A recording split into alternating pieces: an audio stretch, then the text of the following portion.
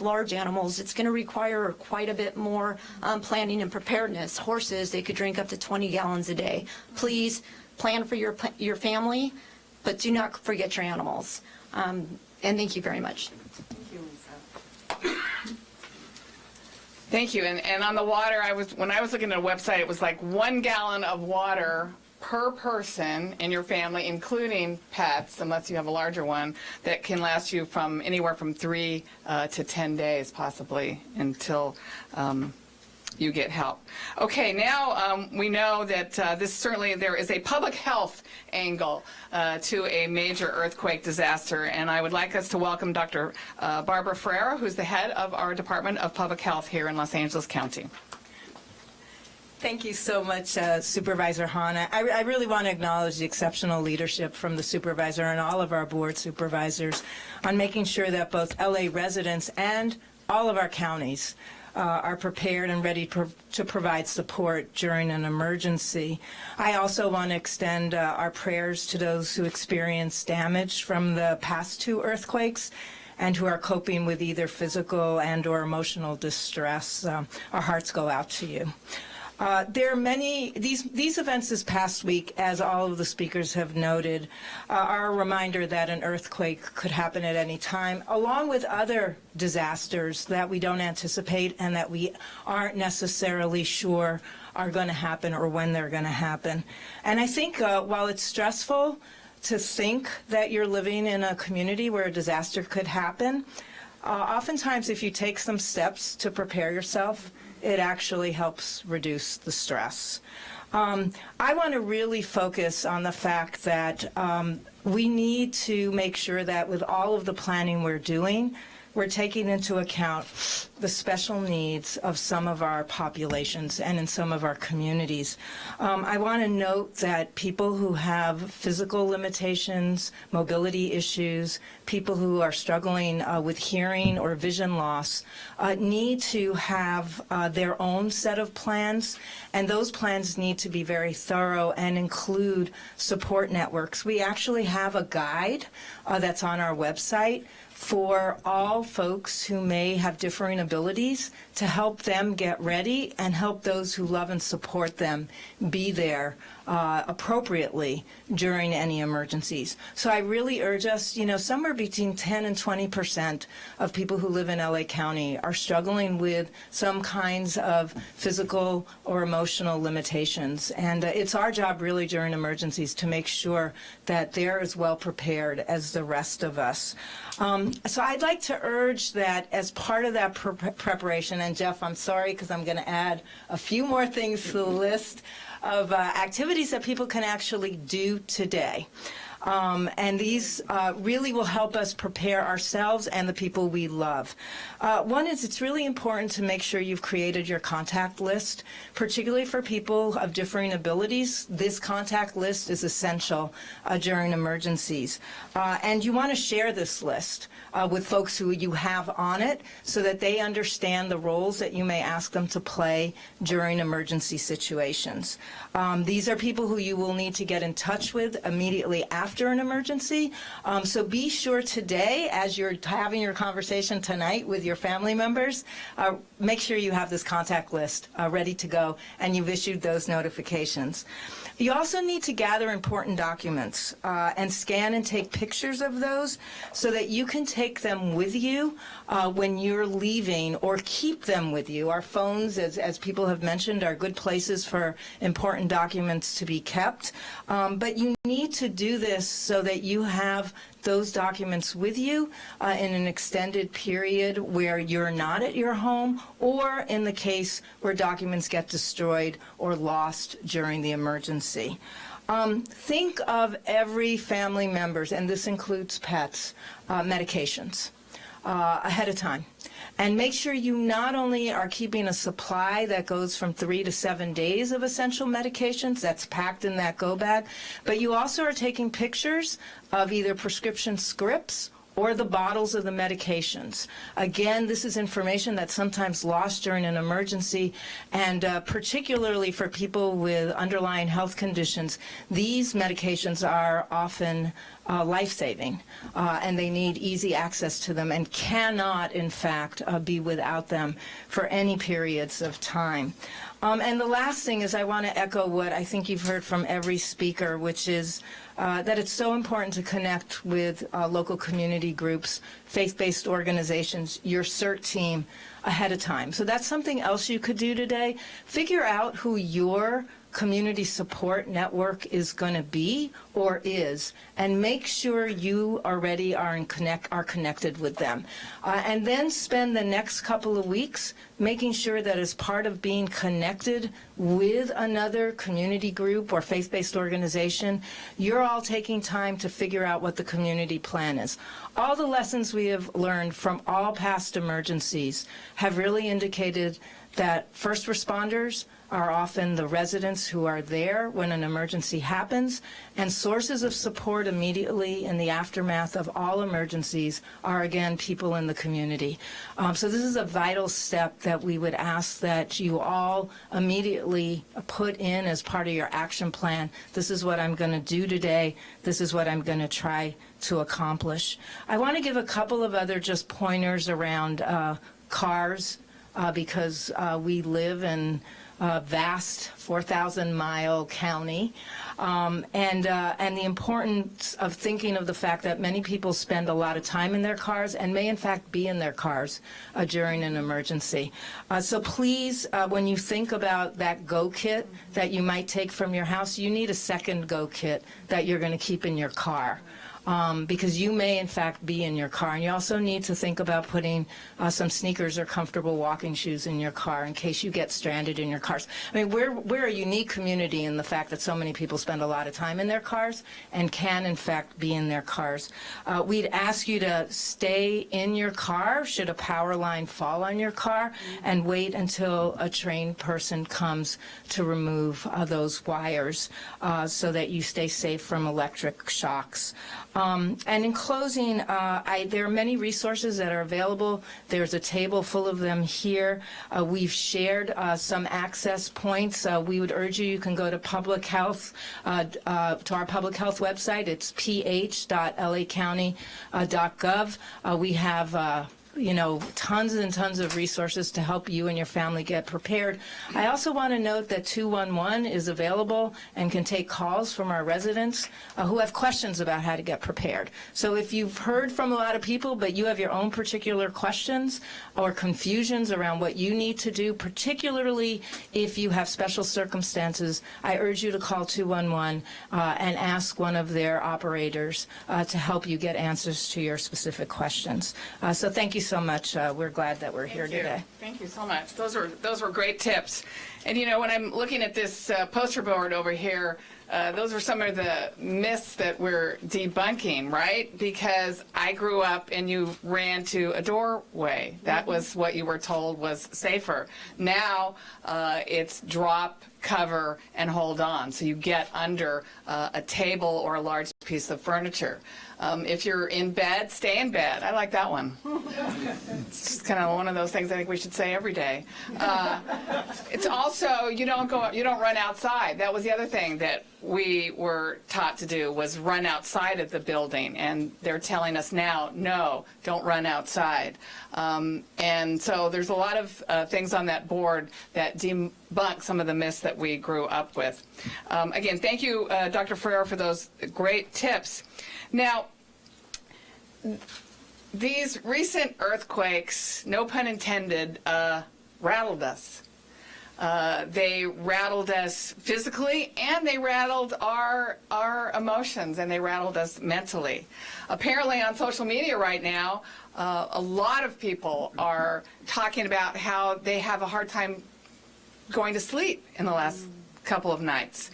And sometimes people sort of kept shaking even after the tremor was long gone. So a lot of people are dealing with real stress right now and are worried that we're going to have another quake. And I don't know if this press conference is going to make them feel better or worse, but we hope that what this does is get them prepared so they can rest a little bit easier. But we're really lucky to have Dr. John Sharon, who's head of our Department of Mental Health here in Los Angeles County, to talk a little bit about this stress that people feel living here and how to cope with it. So Dr. Sharon, come up and give us something that makes us feel better. Thank you very much, Supervisor Hahn, and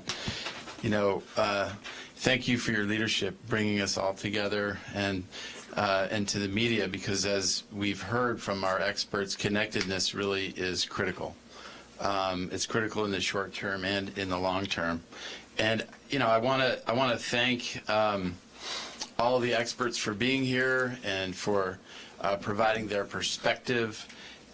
Being prepared always helps, and it helps in the short run and in the long run, and that includes not just physically but emotionally. The fact of the matter is that there are natural disasters, and we live in an area where there are earthquakes, and life has its uncertainty. And uncertainty can be scary, but the facts are the facts, and if we let them be the facts, and if we understand them, and we incorporate them into our daily lives, they're less threatening. That's a critical piece, I believe, of living in an area where you have these types of threats.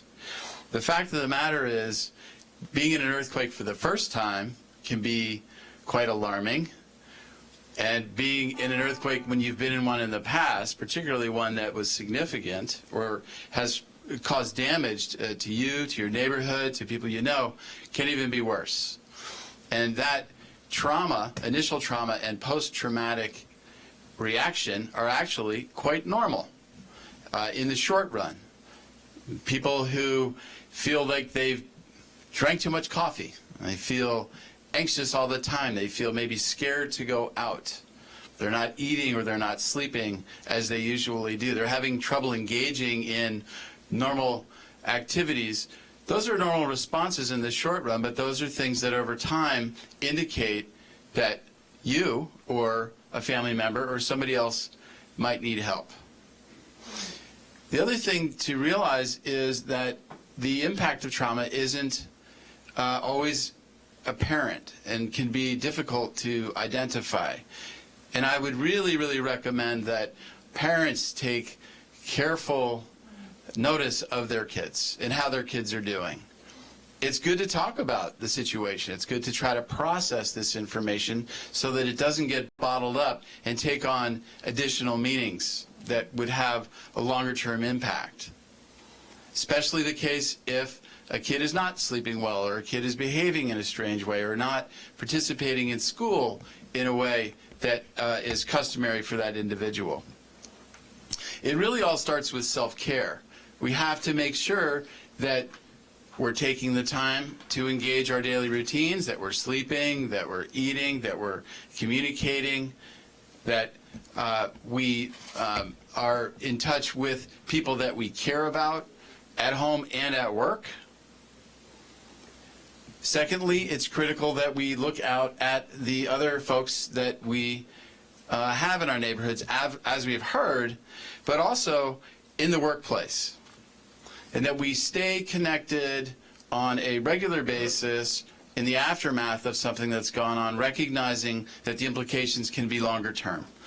And the last thing that I really wanted to say is that in times of stress, one of the best ways for people to kind of move forward with themselves and with their families is to serve others, is to engage through local community groups, helping out with other families' children, engaging with the faith-based community, doing things that will help maintain that fabric and that connection. And I'll tell you that the Department of Mental Health is very active right now and is not just standing by for Los Angeles County, but our neighboring counties as well. And I'd like to give you our phone number, which is 800-854-7771. So anyone that themselves or in their family has concerns about their response to the recent earthquakes, please reach out. And if we're not delivering care directly, we certainly will help get people to the types of services and resources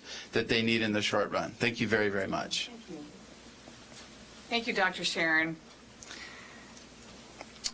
So our last speaker today, and then you can have at us with your questions, all these experts, particularly Dr. Jones. So the reality is, no offense everybody else, I know, have that. Let me rephrase that. Dr. Jones, along with the many LA County experts. Let me rephrase that. So one of the realities after a major disaster would be our local economy. And while safety, mental health certainly are big priorities here, there's important steps that local businesses can take to prepare for a major disruption like an earthquake. So Lauren Markle from our LA Economic Development Commission, please come up and tell us what a business should be thinking about in terms of preparing for an earthquake. Well, thank you, Supervisor Hahn, for bringing us together for this important discussion today, and it's great to be here. So, yeah, if you run a business, you may be wondering, what if that kind of strong, sustained shaking happens here? What's that going to look like for the business in the next day?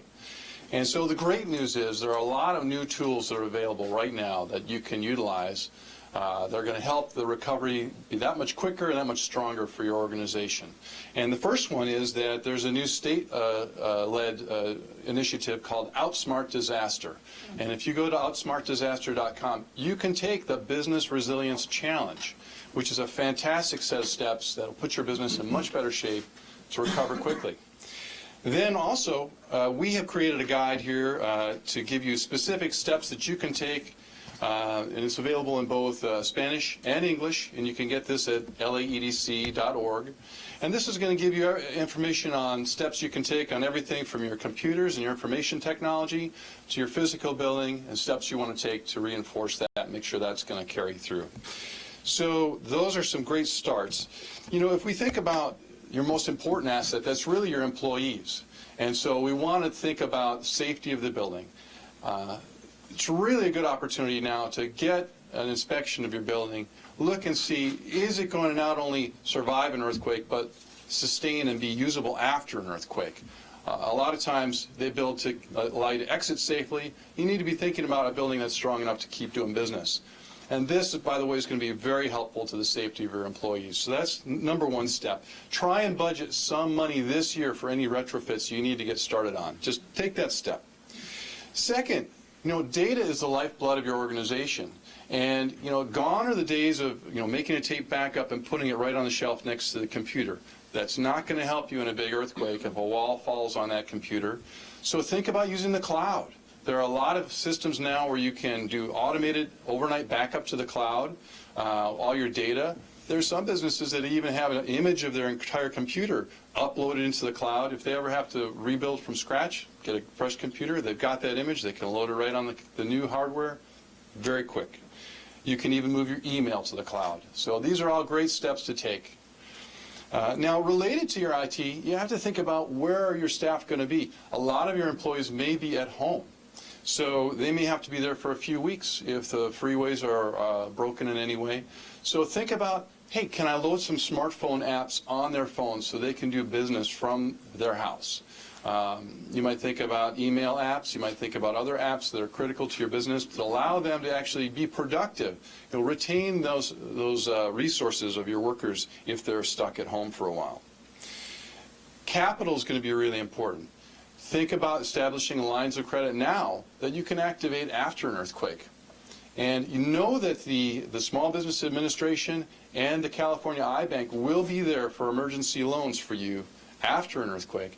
But your insurance policy is questionable. Take a look at that. See if the earthquake is covered in your business policy, because quite often it is not. And then the last piece of the capital side is think about your employees. I know some businesses that actually automate payrolls so that in the event of an earthquake, the next payroll can process automatically, help them with the cash they'll need to rebuild their homes as well. So that's a great forward-thinking step. Lastly, I'll just mention that pictures of your assets are great. Take pictures of your important business documents, upload those to the cloud so they're safe there. You might need those for insurance down the road. If your utilities are disrupted for a time, which they will be, look at alternatives. Maybe you can install solar plus battery on your building with a switch to take you off grid, and you'd have your own power supply. You'd be able to keep running operations even if there's utility disruptions. So those are other strategies that are covered in some of the documentation I talked about today. Well, there are a lot more great tips, and I just want to make the point that, you know, this quake is a reminder. If we take action today and this week, just start working through a couple of these first steps and get yourself rolling. This is really the time to put yourself in a great position to recover from that earthquake that will come to LA eventually. And I'll turn it back over to Supervisor Hahn for questions. Thank you. Thank you very much. Well, I hope the message that everybody got today was that we don't have scientific proof, but as far as I'm concerned, I think we will have a large earthquake at some point in Los Angeles County. And I know I'm concerned about LA County residents, whether it's your business, your home, how you're connected in your neighborhood. And I hope this press conference will just remind people that take action now. Put your items together for your kit. Keep one in your car. Make sure you have a family plan. Don't wait any longer. I think, again, we've become complacent since 1994, and now's the time to act. And what you've heard today from all this incredible group of experts is something for everyone to do now. So now if you have any questions for any of us? Doctor, you were real involved in retrofitting businesses and getting everybody ready. I mean, LA has really made a big jump. If the same kind of quake, 7.1, had hit very close to downtown Los Angeles, give us a scenario. I'd like to, Ken, come on up. We actually have a structural engineer here from the Structural Engineers Association of Southern California, and there's the big picture. This size earthquake on something like the Hollywood Fault, or the Puente Hills, or the Baldwin Hills, the Newport Inglewood, or the Santa Monica, or the Palos Verdes, or the Whittier. You notice we got a few choices. All of those are ones capable of a 7, and instead of having 20,000 people living near the earthquake, we would be having a couple million people living near the earthquakes. To be a magnitude 7 means the fault's about 25 miles long. And the condition of the buildings will depend upon their age. Can you give a quick summary, Ken? Certainly. Your question was Well, my question is, give us the same quake that hit. 7.1 on the Hollywood Fault. 7.7. Give us the disaster scenario that would have happened. Substantial damage. Not surprising. The answer there is substantial damage. We live in a community with buildings that are from the turn of the century 1900 to modern buildings built today. And we learn things from earthquakes constantly, and our codes develop constantly. So modern code buildings today, they are still going to experience significant damage in a code level 7.1 earthquake on the Hollywood Fault. Let me amplify that. That's a statement that we have chosen a building code that tries to protect lives but not money. And we are designing buildings to be financially damaged. We could change that for... We like to describe it as we design buildings for life safety, the life safety of the occupants, so that the occupants can get out of the building. We are not designing those buildings so that businesses and people can get back into them. We could if we chose to. We could if we chose to. And in fact, there are initiatives that are being undertaken at the state level to look at functional recovery, which heightens the code beyond life safety to a functional process. Our last speaker, the gentleman spoke to businesses and the ability to get back in and function is going to be a critical thing. Policymakers will need to take an active role with the community to develop programs that allow the resources that are available through the engineers, through the community, construction industry to help get those inspections done sooner and in a timely manner in support of all of the work that the emergency services that the county and cities are providing. Businesses will need to have the opportunity to take some ownership in that. We must, as I think we've heard a lot today, we must be able to be our first best our best first responders. And by doing that, it doesn't just mean having your equipment in a go bag. It means taking the steps to understand what you need to support. I'm a structural engineer. I'm going to suggest that we need to understand our building inventory. Inspect it now. Make purposeful retrofits. Understand that those retrofits are there intending to help save your life, help you get out. But that retrofit could be better. It could be stronger. We could actually retrofit beyond even what we're retrofitting today. We could expend more. Doctor, were you surprised that there was, I mean, it was a very large jolt. Was there any way to measure what that jolt was in LA on the, Oh, yes. Yeah, the 7.1. What did we feel here in LA? Okay, we felt a 7.1. 7.1 is the magnitude, which is what tells you the total amount of energy released. What you're asking about is actually seismic intensity. What was the intensity of the shaking we received? That's measured on a different scale. It's called the Modified Mercalli Intensity Scale. On the China Lake Naval Air Station, they were recording intensity 9, which is what we had in Northridge in the Northridge earthquake. Here in Los Angeles, we experience intensity 3, which means most people feel it, but if you're walking around, you don't. I was taking a walk. I did not feel the earthquake. And the one on Friday night? I mean, that really shook people up. Friday, that is Friday night. That was Friday night? Yeah, Thursday night was also intensity 3. The Friday night lasted a little longer and was somewhat stronger for us here. We did not get strong shaking in Los Angeles. If you're scared, maybe, I think that idea that, PTSD because you went through Northridge, I get that. And a lot of people were going through that. But that is an important psychological issue, but also a physical issue. Dr. Lucy Jones did not feel the earthquake. I thought, like any earthquake that happened in the world, you sort of got the hair on the back of your neck up. If that was the case, I'd never get any exercise. Thank you. I know I could see you might be needing to leave. Any more questions? Yes. I'd like to know about safety. I live in a condominium here, and we get some non-residents that try to come into our building. What do you do about safety? You can't call the police to have them address something like that, unwanted intruders. Well, I'd like to make a comment that our experience in big disasters, when it's bad, we see more altruism than any other time. I think you will not find, it's very unlikely you're going to be finding people coming in trying to hurt you after the earthquake. You're probably going to be seeing people coming in trying to help you. It's a bonding experience, and it's a common feature when we look at what happens after big disasters. And it brings out the best. Good answer.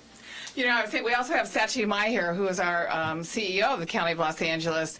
And Sachi is working on an initiative for LA County employees to find other spaces to work than coming to their regular workplace. We have 110,000 employees in Los Angeles County, and we're looking at the idea of different satellite workspaces even now, so that county employees don't always have to think that they have to show up at the same place, particularly downtown Los Angeles, even now. So that program actually is going to become very valuable in case of a major disaster. It's very innovative. Okay, well, how can we obtain the emergency service guide? Can we purchase it for distribution like at work? why don't you come up here and answer that question? Jeff. Thank you. The question was about the emergency survival guide, which was, pardon me.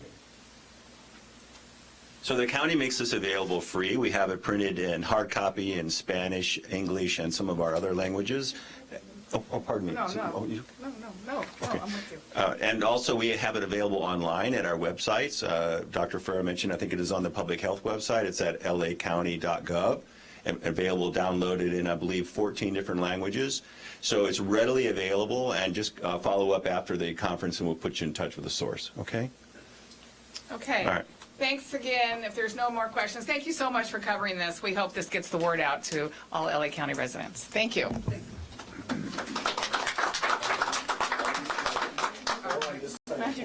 Should have been up here the whole time. Next time. Oh, quick photo. Oh, okay. I don't like, I don't talk about it until I got an engineer. Great response. Talking about the public transportation. Right. Here, Excuse me. yeah, we're getting up. Okay, well then go. Thank you. Stop vlogging. Yeah, just a second. Here, Dr. Sharon. Take this photo and. Excuse me. Miss. Miss. Miss. I want to give this shot too. Visual interest.